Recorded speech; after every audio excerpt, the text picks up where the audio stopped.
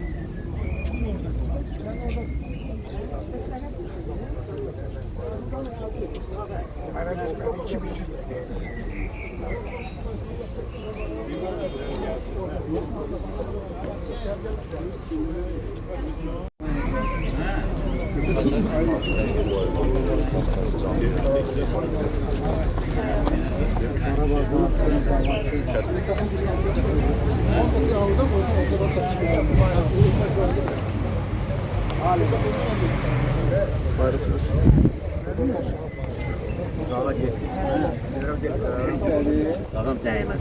Ne değmez.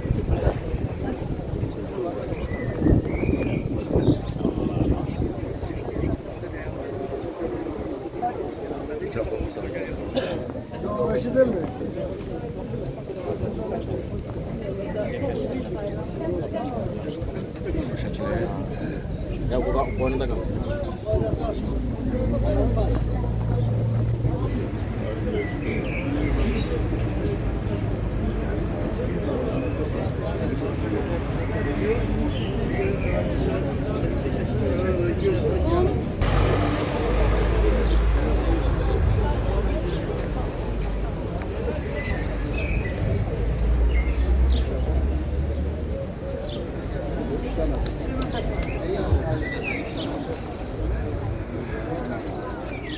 Yamançiliklere bakmayarak bugün buraya gelip burada Büyük Mehmet Emin Resulzade'nin anadan olduğu kentte onun abidesi önünde toplaşmaya imkan tapdığınız için sizin her birinize teşekkür ediyorum. Sizin her birinizi salamlayıram.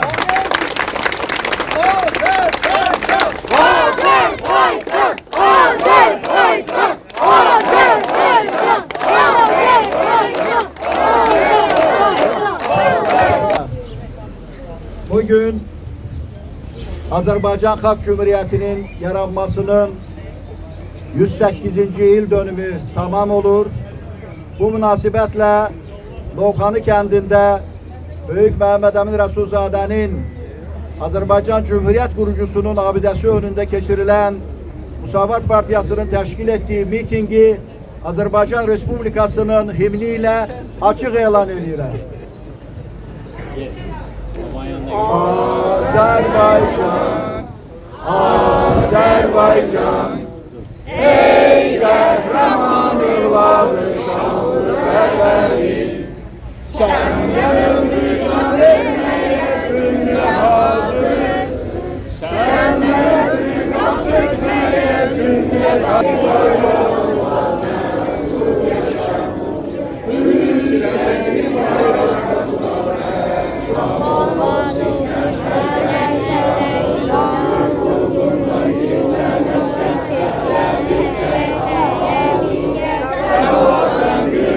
Mekan namusunu hissetmeye, bayrağını yükseltmeye, cümleden sermüşlerdir şanlı vatan, şanlı Azerbaycan, Azerbaycan,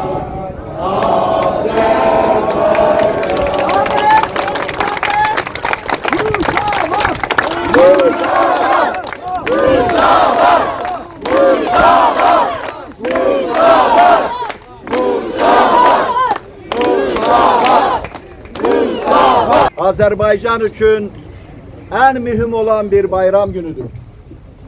Çünkü bugün bizim halkımız Şərqdə ilk defa, Türk dünyasında ilk defa bizim halkımızın, milletimizin Japon denizinden Adriyatik denizine dek çok sayılı imperiyaları, çok sayılı devletleri olup milletimiz Avrasya mekanının büyük bir hissesinde çok sayılı devletler, imperiyalar yaratmağa nail olup.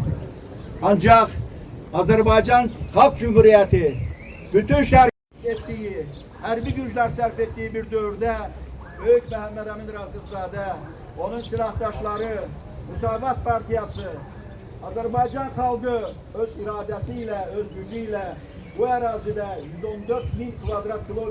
Aziz müsavatçılar, aziz Novxanılar, Novxanı cemaati, değerli insanlar. Bugün 28 May Cumhuriyet gününde, Cumhuriyetimizin yaranmasının 108. il dönümünde sizi Novxanı torpağında Rəsulzade'nin müqəddəs xatirə abidəsinin karşısında salamlayıram. Bugün burada sizlerle birlikte olmak benim için büyük şərəfdir. Həmçinin bu kürsüden sizlere hitap etmek büyük məsuliyyətdir. Aziz miting iştirakçıları, burada Novxanı kəndində 1884-cü il 31 yanvarda Rəsulzadə dünyaya göz açıb. O uşaqlıq illərini məhz bu kənddə keçirib. Gənclik həyəcanını bu kənddə yaşayıb. Onun azadlıq arzuları məhz elə bu kənddə doğub.